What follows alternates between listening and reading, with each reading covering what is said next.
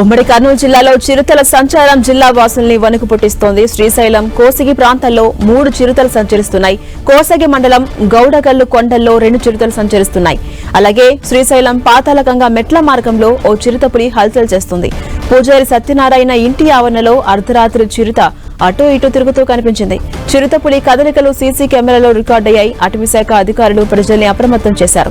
కోసిగిలో గొర్రెల కాపరులకు 2 చిరుతలు కనిపించాయి. చిరుతల సంచారంతో సమీప గ్రామ ప్రజలు భయపడిపోతున్నారు. ఏ క్షణాన చిరుతలు అటాక్ చేస్తాయో ఆందోళన పడుతున్నారు.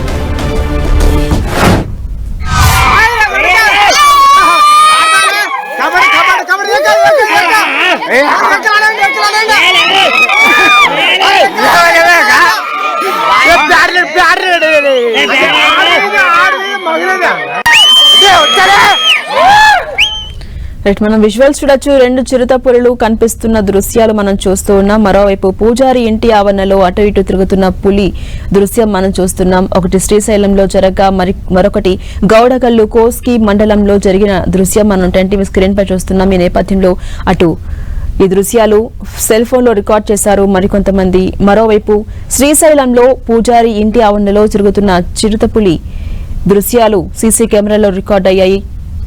ఈ నేపథ్యంలో ఉమ్మడి కర్నూలు జిల్లాలో చిరుతల సంచారం నేపథ్యంలో జిల్లా వాసులు మొత్తం వణికిపోతున్నారు. ఎప్పుడు ఏ పులి ఎటు అటాక్ చేస్తుందో తెలియక భయపడిపోతున్నారు.